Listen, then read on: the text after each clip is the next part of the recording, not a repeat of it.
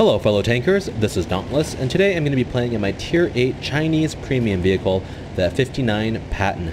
The map today is Fjords, and it looks like it's going to be a Tier 9 battle. Looking at the enemy lineup, they have no artillery, which means I can afford to be a little bit aggressive on the hill, more than maybe usual. It's difficult playing on the A line with a medium tank just because when you expose yourself, you do leave yourself prone to being shot at anything that's down in the C5, C6 area, such as tank destroyers, and also you're very exposed to artillery. And so when I push the hill in a medium tank, I primarily like to take the edge more in the B8, B9 area, opposed to down below in the open. And you'll see what I mean in a second. This is actually a pretty common spot that a lot of people tend to abuse, but even in a slow tank like the 59 Patton, it's actually not too hard to get up there. So I'm going to be climbing up here, like you just saw. That's the way you get up there, and I'm going to be pushing forward. Now the 59 Patton has pretty good gun depression, and it recently got its penetration buffed to 212, I believe, which means that frontal armor of an IS-6 is going to no longer be an issue, when in the past its 189, I think, penetration would have had a hard time contesting it. So just like you can see, 212 penetration, no problem going right through the front of an IS-6. I feel bad for the IS-6, really. I feel like in the new meta, it's kind of an obsolete vehicle where it can't really penetrate anything, and everything can just penetrate it relatively easily like you're seeing now. So quick shot into the IS-6's side. Unfortunately, it went into the side of the hill, but I'm going to try to redeem myself here, put another shot in. And as you can see, I'm just chewing up that IS-6, and he's having a very hard time getting shots back into me. His derpy gun doesn't allow him to connect with my weak spot, and I pull forward just a little too much there, and unfortunately, I get myself down below, which I was hoping to stay up there a little longer, but it's okay. I didn't flip my tank, and this Tiger 1 is giving me the front of his tank. Now, my weak spot, as you can see, is very well pronounced, and both of them are easily able to connect shots into it at this distance. And at this point, I'm kind of thinking, okay, I'm trading shots, I'm getting some damage in, I have 1200 so far, but I'm looking at the map, and the southern flank is looking kind of bad. We do have a T-95 down there, which is going to be able to hold its ground pretty well, but at the same time, in the north, we're not really doing too much. Yes, I'm trading with an IS-6, and I'm getting some damage in, and unless our team in the north decide to push in, we're not going to really be able to take it. And I could have been the spearhead, I guess, but I only had 700 health left, and in that decision, I made the snap choice to fall back and try to help out my southern flank. The middle looks like it's doing relatively well, and hopefully they'll be able to push north and help our northern flank clean up everything on the northern half of the map. But in the meantime, if these heavies in the south are able to get through our Tiger 2 and our T-95, it will be very bad for us because they will control the southern half of the map, and at that point it could be a toss-up. We are winning by 1 kill, but that's really not a big difference in World of Tanks, as many of you know, and I'm going to get myself into a position here where I can support the T-95 in case he's going to be flanked.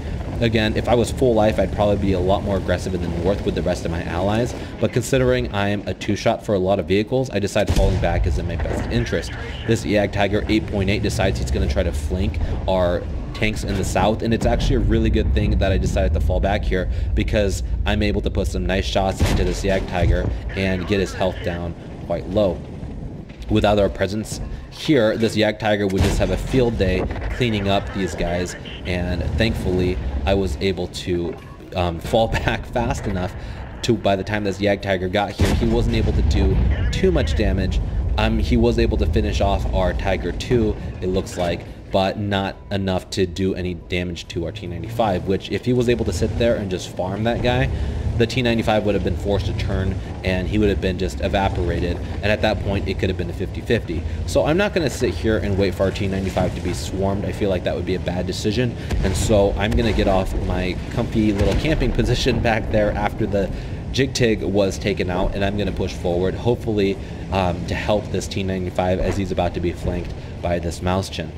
Now, I just started playing this thing again after it got its gun penetration buff, and so I'm kind of curious to see what kind of penetration this thing actually has in terms of being able to penetrate the side of a Mauschin.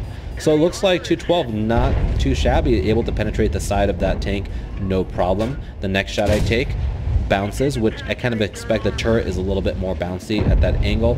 I think about putting another shot into him, but then I see this T25-2 is kind of giving me a side shot. It's a lot easier to penetrate, and he's not looking at me. It was a smarter decision to make. Now I'm hoping that this Mousechen is not looking at me. I'm going to risk pulling forward. Sure enough, he's giving me his side. I fire. I do critical damage to him somehow, but I'm not able to penetrate him. A little bit frustrating there because I feel like that should have penetrated, but I go for the turret this time.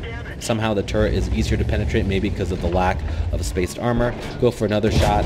Easy shot into the side, and this gun is actually doing pretty good work right now. I'm actually pretty happy with the buff they gave this vehicle. I felt like it was kind of overdue. A lot of tanks such as the Patriot, which has superior penetration, superior armor, similar mobility, just would destroy the Patton in 2 seconds, whereas the Patton, what does it really have other than maybe a little bit of gun depression, right? And so the fact that it has this giant tumor on top, it's got less HP, less armor, and less penetration, I feel like it was overdue to get that buff that it so well deserved. So I'm able to put that nice finishing shot into the Mousechen through the crack in between the buildings. He was unable to really do anything. I'm kind of waiting to see what these guys are going to do. This FV201 sees red. He's going to try to finish off a T95, but I'm able to put a nice shot into him, and the T95 finishes. Next, the KV4 is the only vehicle left as the Scorpion gets taken out by our ISU 152 that's sitting behind us.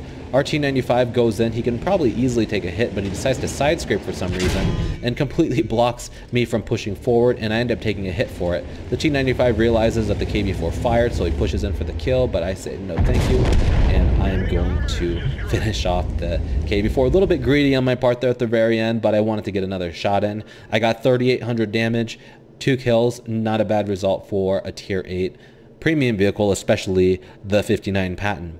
So anyway, guys, hopefully you liked this replay. If you did, I'd really appreciate it if you give it a like down below. And if you haven't already, subscribe to my channel for more content like this in the future. As always, guys, thanks for watching, and I'll talk to you guys later.